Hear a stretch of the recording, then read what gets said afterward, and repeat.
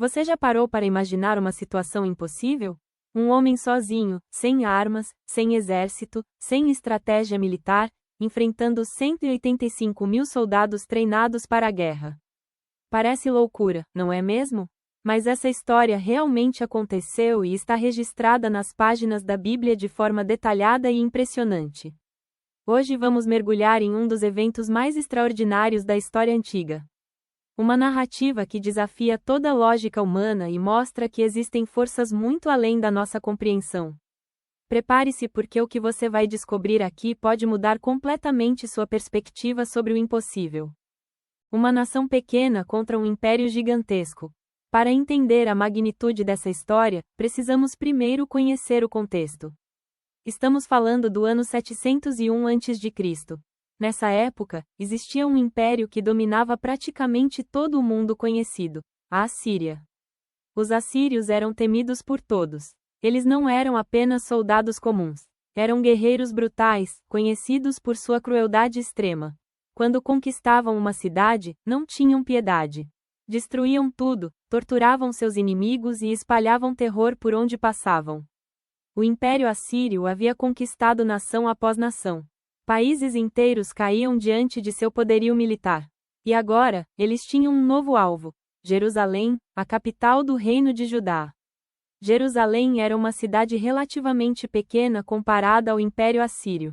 Imagine um rato enfrentando um leão. Essa era a proporção da situação. O Reino de Judá não tinha chances militares reais contra esse gigante. O rei que enfrentou o impossível governando Jerusalém naquele momento estava o rei Ezequias. Esse homem era diferente de muitos reis que vieram antes dele. A Bíblia diz que Ezequias foi um dos melhores reis que Judá já teve.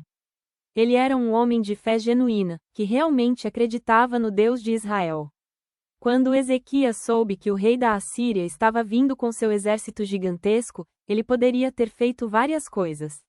Poderia ter fugido, poderia ter se rendido, poderia ter tentado fazer um acordo político. Mas Ezequias fez algo diferente.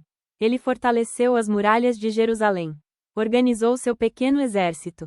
E mais importante, ele confiou em Deus. A situação era desesperadora. O rei da Assíria, chamado Senaqueribe, já havia conquistado 46 cidades fortificadas de Judá. Jerusalém estava cercada. Era apenas questão de tempo até que caísse também. A estratégia do medo, guerra psicológica. Senaqueribe não era apenas um guerreiro brutal. Ele era também um estrategista inteligente. Antes mesmo de atacar fisicamente, ele usou uma arma poderosa, a guerra psicológica. O rei assírio enviou seu representante principal, chamado Rabsaqué, até as muralhas de Jerusalém. E esse homem fez um discurso impressionante. Ele falou em voz alta, na língua hebraica, para que todos os habitantes da cidade pudessem ouvir. Em que vocês estão confiando? Gritou Rabsaqué. Acham que palavras vazias substituem estratégia militar e força? Vocês realmente acreditam que seu Deus vai salvá-los? O discurso foi cruel e calculado. Rabsaqué mencionou todas as nações que haviam caído diante do Império Assírio. Ele zombou de seus deuses, dizendo que nenhum deles conseguiu salvar seu povo. Os deuses de Ramete salvaram sua cidade? E os deuses de Arfade? E os deuses de Sefarvaim? Nenhum deles conseguiu resistir ao nosso poder. O que faz vocês pensarem que o Deus de você será diferente? Era uma tática de intimidação brutal. E estava funcionando. As pessoas nas muralhas estavam apavoradas. Elas viam o exército massivo acampado ao redor da cidade. Viam as máquinas de guerra. Viam os milhares e milhares de soldados. O profeta entra em cena. É aqui que nossa história principal começa de verdade. É aqui que entra o profeta Isaías. Isaías era um homem especial. Ele não era militar, não era general, não era estrategista de guerra. Ele era um profeta, alguém que falava mensagens de Deus para o povo. Naquele momento crítico, quando tudo parecia perdido, quando o medo dominava a cidade, Isaías foi até o rei Ezequias com uma mensagem.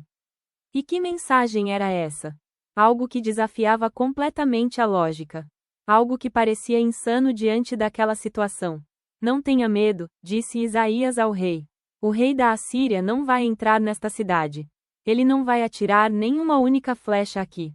ele vai voltar pelo caminho que veio. E lá na sua própria terra, ele vai cair pela espada. Pense bem nessa mensagem. Enquanto 185.000 soldados assírios cercavam a cidade, enquanto as máquinas de guerra estavam sendo preparadas, enquanto tudo indicava uma derrota certa, um profeta aparece dizendo que o inimigo nem sequer vai atacar. Parecia loucura, mas havia algo na autoridade de Isaías. Havia algo na firmeza de sua voz. Ele não estava especulando. Ele não estava esperançoso. Ele estava declarando um fato. A carta da blasfêmia. A situação ficou ainda mais intensa quando o rei Senaqueribe enviou uma carta diretamente para Ezequias. Essa carta não era apenas uma ameaça militar. Era uma blasfêmia direta contra o Deus de Israel. Na carta, Senaqueribe escreveu: "Não deixe que o Deus em quem você confia o engane dizendo que Jerusalém não será entregue nas mãos do rei da Assíria. Você já ouviu falar do que os reis da Assíria fizeram com todos os países, destruindo-os completamente. E você acha que será poupado?" Era um desafio direto. Não apenas contra Ezequias, não apenas contra Jerusalém. Era um desafio contra o próprio Deus. O que Ezequias fez quando recebeu essa carta é absolutamente notável. Ele não entrou em pânico. Ele não reuniu seu conselho militar para discutir estratégias impossíveis. Ele pegou a carta, foi até o templo de Jerusalém, e literalmente abriu a carta diante de Deus. E então ele orou. A oração de Ezequias é registrada na Bíblia de forma completa.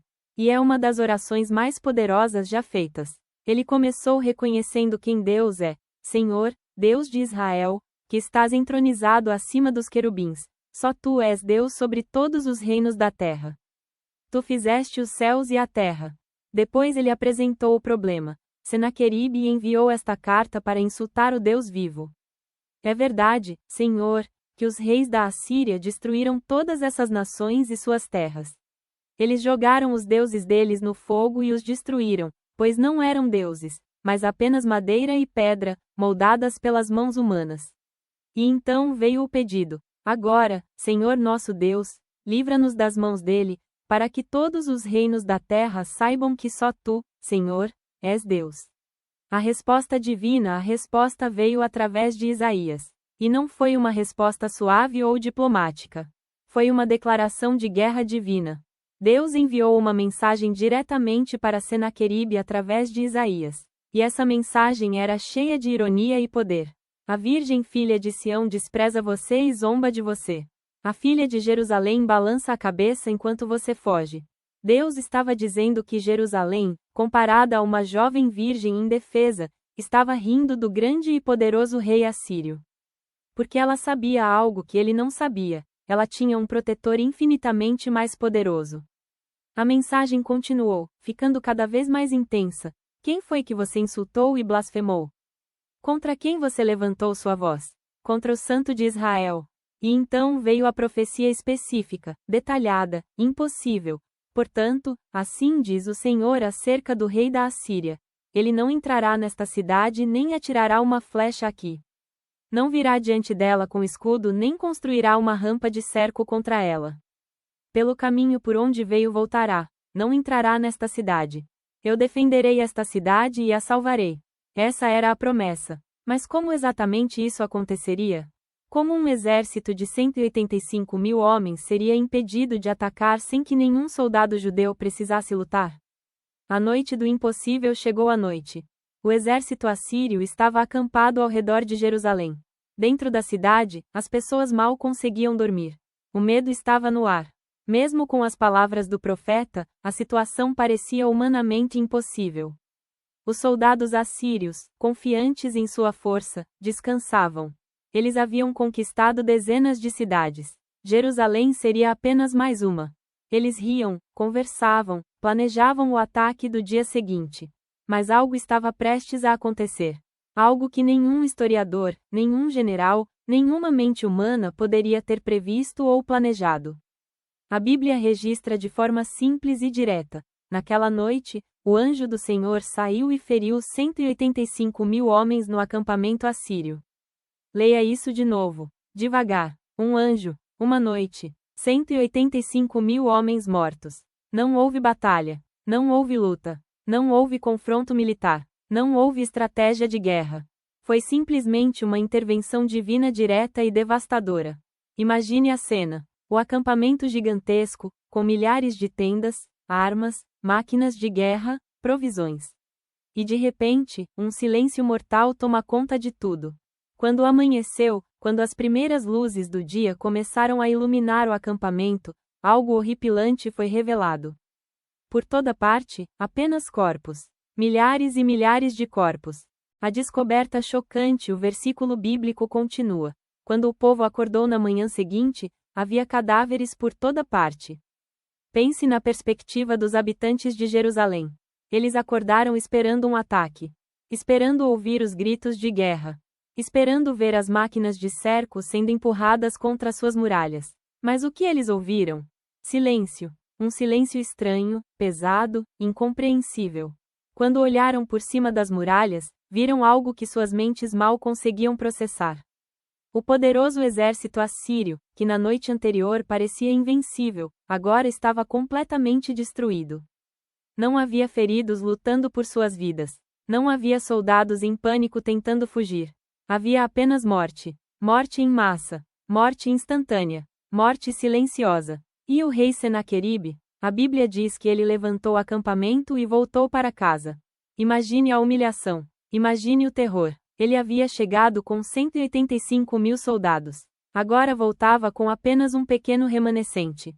O império mais poderoso do mundo havia sido destruído em uma única noite.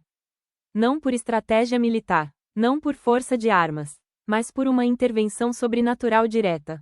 O que realmente aconteceu? Durante séculos, estudiosos tentaram explicar esse evento de maneiras naturais. Alguns sugeriram que foi uma praga.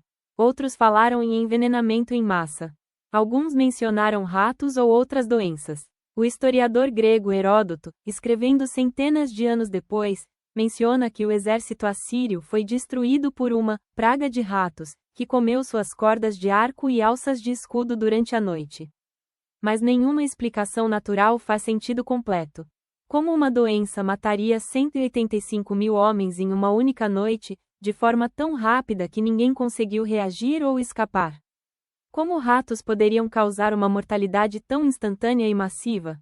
A explicação mais simples e direta é exatamente a que a Bíblia oferece: foi um ato sobrenatural. Foi Deus defendendo seu povo e seu nome contra um desafio direto. A confirmação histórica. Mas será que essa história é apenas uma lenda religiosa? Será que realmente aconteceu? Aqui fica interessante. Existe uma confirmação histórica independente desse evento, e ela vem de uma fonte improvável: os próprios registros assírios. Senaqueribe, o rei assírio, tinha o costume de registrar suas conquistas em tabletes de argila e em paredes de palácios. Ele se vangloriava de suas vitórias militares, listando cada cidade que conquistou, cada rei que derrotou. Nos registros de Senaqueribe, existe uma descrição de sua campanha contra Judá. Ele menciona que conquistou 46 cidades fortificadas. Ele se vangloria de ter prendido Ezequias, como um pássaro em uma gaiola, dentro de Jerusalém. Mas aqui está o detalhe fascinante: ele nunca diz que conquistou Jerusalém.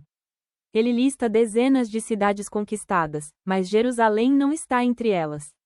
Por quê? Porque ele não conseguiu conquistá-la. Um rei que se vangloria de cada pequena vitória, de repente fica silencioso sobre a capital do reino que estava atacando. Esse silêncio é ensurdecedor. É uma confirmação indireta de que algo extraordinário aconteceu que ele não queria ou não podia explicar. As lições dessa história impossível. Essa história não é apenas um evento histórico fascinante. Ela carrega lições profundas que são relevantes até hoje. Primeira lição: o impossível humano não é impossível divino. Do ponto de vista humano, a situação de Jerusalém era sem esperança. Qualquer estrategista militar diria que a cidade estava condenada. Mas o que é impossível para homens não é impossível para Deus. Quantas vezes você já enfrentou situações que pareciam impossíveis? Problemas de saúde sem solução? Situações financeiras sem saída? Relacionamentos aparentemente irreparáveis? Essa história nos lembra que existem recursos além dos que podemos ver. Segunda lição: a fé genuína não é ingenuidade.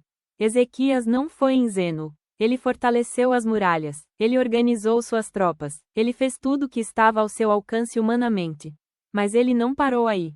Ele também confiou em Deus. Fé verdadeira não significa sentar e não fazer nada esperando um milagre. Significa fazer sua parte e confiar que Deus fará o que você não pode fazer. Terceira lição: palavras têm poder, especialmente quando vêm de Deus. Isaías não tinha exército. Ele tinha apenas uma mensagem. Mas essa mensagem tinha mais poder que 185.000 soldados, porque vinha de Deus. Isso nos ensina sobre a importância de ouvir a voz de Deus em meio às crises. Em meio ao barulho do medo, da opinião pública, das vozes da razão, existe uma voz divina que pode trazer clareza e direção. Quarta lição: desafiar a Deus nunca termina bem. Senaqueribe não atacou apenas uma cidade. Ele desafiou o próprio Deus. Ele blasfemou, zombou e declarou que o Deus de Israel era impotente como os deuses falsos de outras nações. Esse foi seu erro fatal. Você pode lutar contra homens e talvez vencer.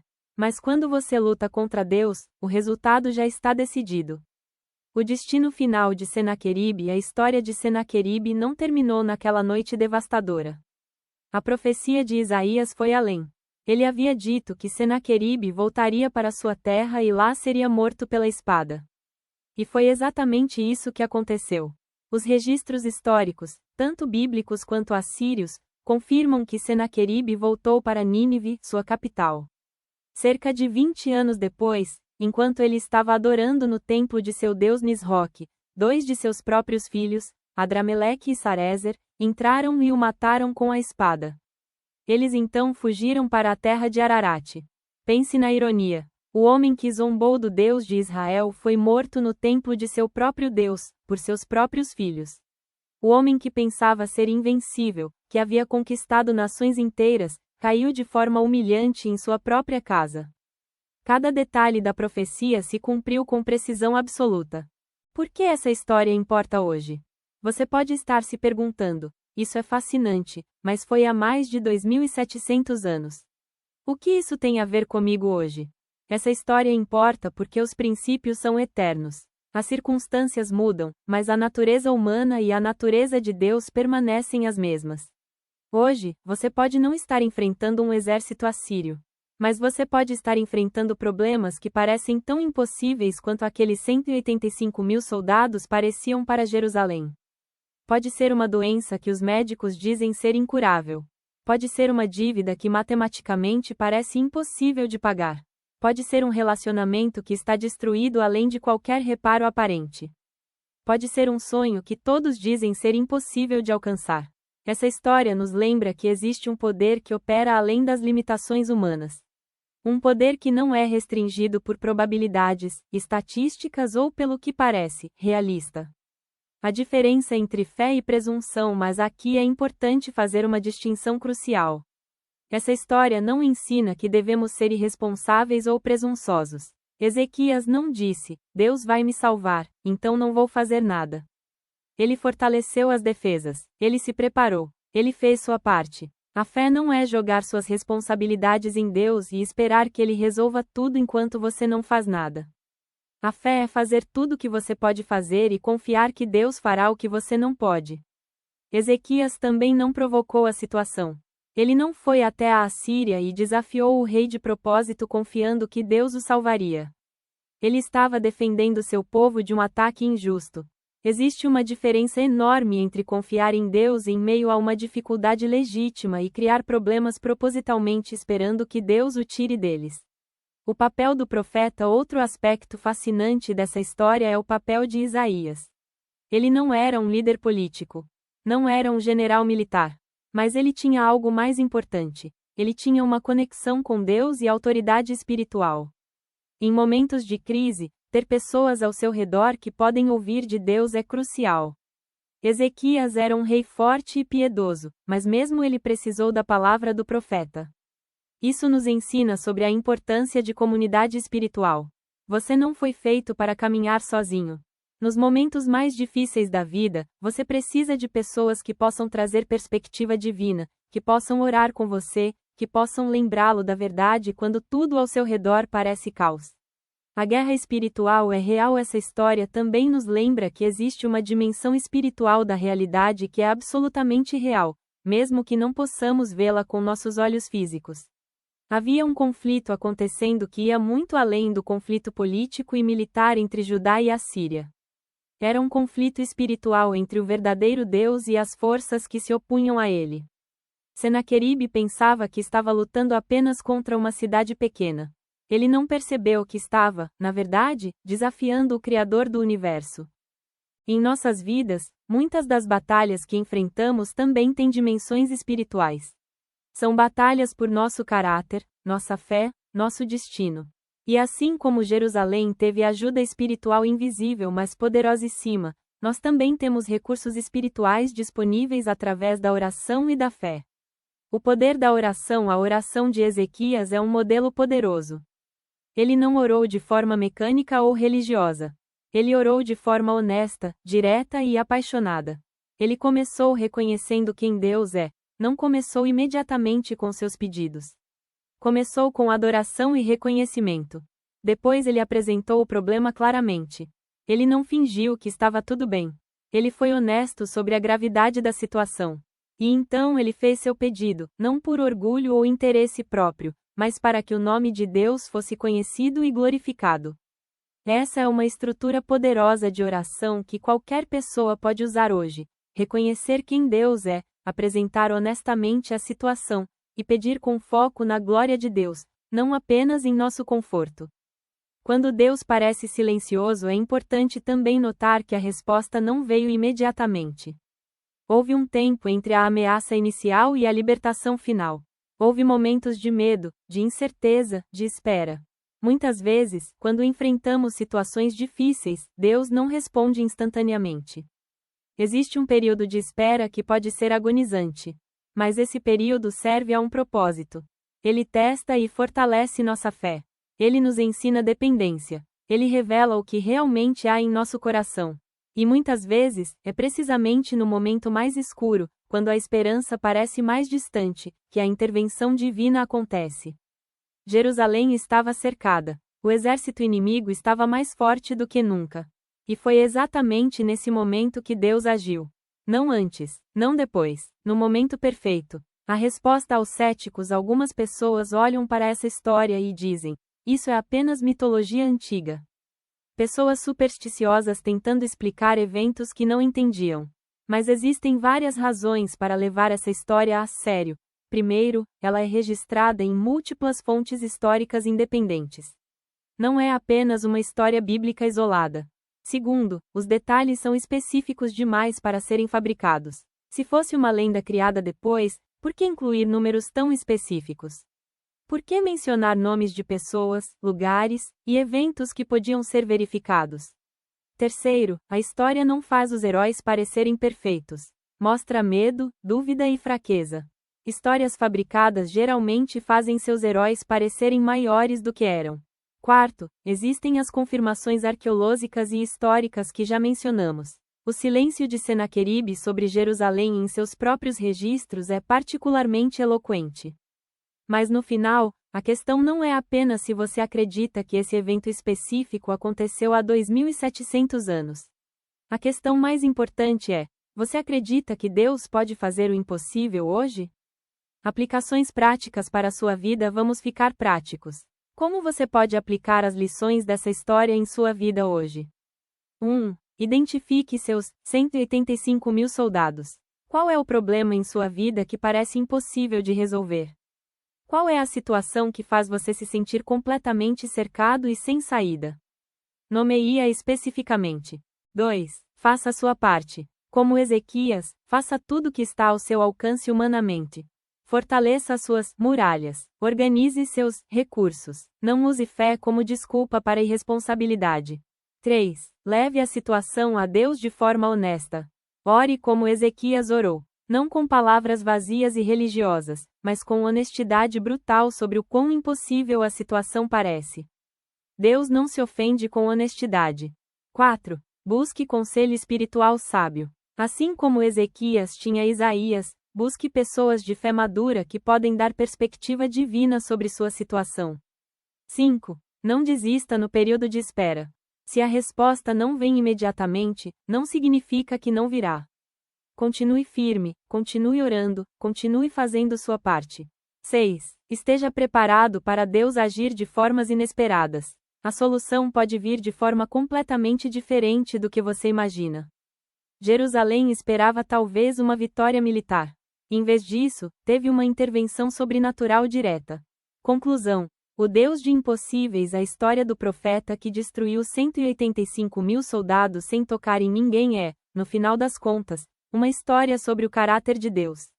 Ela nos mostra um Deus que não é limitado por circunstâncias humanas. Um Deus que ouve orações sinceras. Um Deus que defende aqueles que confiam nele. Um Deus que pode fazer em um momento o que exércitos inteiros não poderiam fazer em meses. Mas também nos mostra um Deus que espera que façamos nossa parte. Que sejamos responsáveis, que fortaleçamos nossa fé através de ações práticas. Isaías não tinha armas, não tinha soldados, não tinha estratégia militar, mas ele tinha algo infinitamente mais poderoso. Ele tinha uma palavra de Deus. E essa palavra tinha mais poder que o maior exército do mundo antigo. Hoje, você pode não ter todos os recursos que precisa para enfrentar seus desafios. Você pode olhar para sua situação e ver apenas impossibilidades. Você pode se sentir cercado por problemas que são maiores que você. Mas se você tem fé, se você está disposto a fazer sua parte, e se você está buscando a Deus sinceramente, então você tem acesso ao mesmo poder que destruiu aquele exército assírio em uma única noite. O nome daquele anjo que executou o juízo não é mencionado. Não sabemos se foi Gabriel, Miguel ou outro. Mas sabemos uma coisa: ele estava sob as ordens do Deus Todo-Poderoso. E esse mesmo Deus está disponível para você hoje. Seu exército assírio pode parecer invencível. Pode estar zombando de você. Pode estar dizendo que você nunca vai superar essa situação. Mas lembre-se, 185.000 soldados treinados não foram páreo para uma intervenção divina. E se Deus pôde fazer isso, se Ele pôde transformar uma situação humanamente impossível em uma vitória sobrenatural, então seus problemas, por maiores que pareçam, não são grandes demais para Ele. A questão não é se Deus pode. A questão é: você vai confiar? Você vai fazer sua parte e deixar Deus fazer o que só Ele pode fazer? A história de Jerusalém naquela noite fatídica nos lembra de uma verdade eterna. Quando humanos chegam ao fim de seus recursos, é aí que os recursos divinos começam a operar. O impossível humano é o território favorito de Deus para demonstrar seu poder. Então, seja qual for seu exército assírio, saiba que você não está sozinho, você não está sem recursos, e o jogo não acabou. O mesmo Deus que salvou Jerusalém está disponível hoje. E Ele ainda está no negócio de fazer o impossível.